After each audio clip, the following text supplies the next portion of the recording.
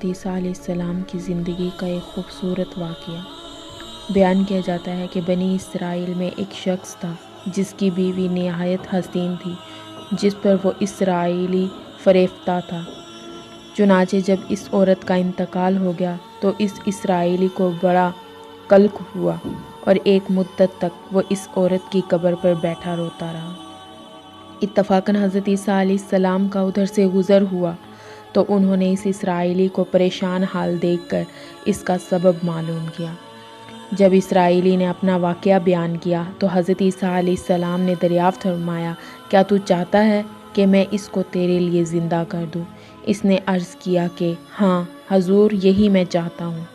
چنانچہ حضرت عیسیٰ علیہ السلام نے اس قبر کے مردہ کو آواز دی تو قبر سے ایک حبشی غلام، جس کے ناک کے نتنوں، آنکھوں اور جسم کے دوسرے سوراخوں سے آگ کی لپٹیں اٹھ رہی تھیں، حضرت عیسیٰ علیہ السلام کو دیکھتے ہی غلام نے کلمہ پڑھا کہ لا الہ الا اللہ عیسیٰ روح اللہ۔ اسرائیلی نے یہ دیکھ کر عرض کیا، حضور مجھ سے غلطی ہو گئی، میری بیوی کی قبر تو دوسری ہے۔ یہ سن کر حضرت عیسیٰ علیہ السلام نے حبشی کو حکم دیا کہ تم اپنی قبر میں واپس ہو جاؤ۔ چنانچہ وہ مردہ ہو کر گر گیا اور اس کی قبر کو مٹی سے چھپا دیا گیا۔ پھر حضرت عیسیٰ علیہ السلام نے اس دوسری قبر کی جانب توجہ فرمائی اور حکم دیا کہ اے صاحب قبر، اللہ کے حکم سے زندہ ہو جا۔ چنانچہ قبر پھٹی اور اس سے ایک عورت سر سے گرد جھاڑتی ہوئی باہر آ گئی، جس کو دیکھ کر اسرائیلی بولا کہ یا روح اللہ، میری بیوی یہی ہے۔ اور حضرت عیسیٰ علیہ السلام کے حکم سے وہ اسرائیلی اپنی بیوی کو ہمراہ لے کر واپس ہونے لگا، مگر عرصہ سے جاگا ہوا تھا، اس لیے اس پر نیند کا غلبہ ہو گیا اور اس نے بیوی سے کہا کہ تیری قبر پر گریہ و زاری اور بیداری نے مجھے ہلاک کر دیا ہے، اس لیے میں چاہتا ہوں کہ کچھ دیر آرام کر لوں۔ بیوی کہنے لگی کہ ہاں آپ آرام کر لیجئے۔ چنانچہ وہ اسرائیلی بیوی کے زانوں پر سر رکھ کر سو گیا۔ اتنے میں ایک گھوڑے پر سوار ایک شہزادے کا ادھر سے گزر ہوا جو اپنے زمانے کا یکتا حسین تھا، جس کو دیکھ کر شہزادی از خود فریفتہ ہو گئی اور اس کا دل قابو میں نہ رہا۔ اس نے شوہر کا سر زانوں سے نیچے رکھا اور مجبور ہو کر شہزادے کے سامنے جا کھڑی ہوئی۔ ادھر جیسے ہی شہزادے کی نظر اس پر پڑی، وہ بھی اس کو دیکھ کر اس پر فریفتہ ہو گیا اور عورت کی خواہش پر اس کو اپنے گھوڑے پر بٹھا کر لے گیا۔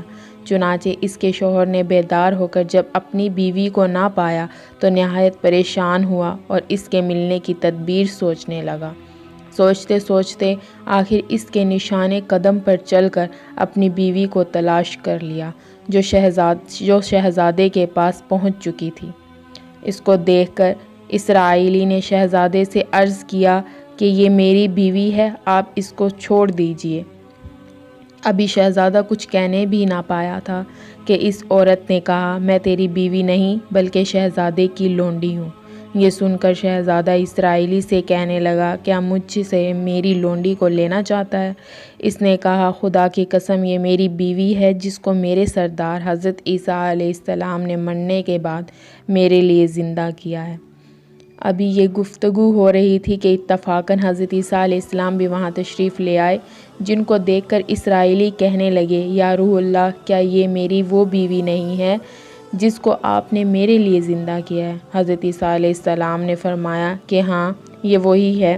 یہ سن کر عورت کہنے لگی کہ یا روح اللہ، یہ شخص جھوٹا ہے، میں تو اس شہزادے کی لونڈی ہوں۔ حضرت عیسیٰ علیہ السلام نے فرمایا، کیا تو وہ عورت نہیں جس کو میں نے اللہ تعالیٰ کے حکم سے زندہ کیا ہے؟ عورت نے کہا، یا روح اللہ، باخدا میں وہ نہیں ہوں۔ اس کے بعد حضرت عیسیٰ علیہ السلام نے فرمایا، جو جان خدا کے حکم سے میں نے تجھے دی ہے، اس کو واپس کر دے۔ یہ سنتے ہی وہ عورت پھر مردہ ہو کر گر پڑی اور حضرت عیسیٰ علیہ السلام فرمانے لگے کہ جو شخص ایسے آدمی کو دیکھنا چاہے جو کافر مرا تھا اور زندہ ہو کر ایمان لایا، تو وہ اس حبشی غلام کو دیکھ لے جو پھر ایمان کی حالت میں مرا ہے، اور جو کوئی ایسے شخص کو دیکھنا چاہے جو مومن مرا تھا، پھر اللہ نے اس کو زندہ کیا اور وہ کافر ہو کر حالت کفر میں مر گیا، تو وہ اس عورت کو دیکھ لے۔ اس واقعے کو دیکھ کر اسرائیلی نے قسم کھائی اب کبھی نکاح نہ کروں گا، اور میدانوں کی طرف نکل گیا جہاں اللہ تعالیٰ کی عبادت میں مصروف رہ کر اسے موت آ گئی۔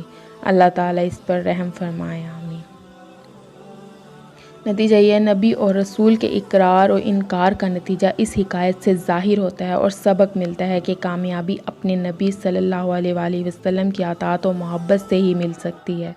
چنانچہ ہمیں بھی چاہیے کہ ہر حال میں اپنے نبی صلی اللہ علیہ وآلہ وسلم کی اطاعت کو سامنے رکھیں، چاہے دل مانے یا نہ مانے، لیکن نبی کریم صلی اللہ علیہ وآلہ وسلم کے طریقوں کو لازمی اپنایا جائے۔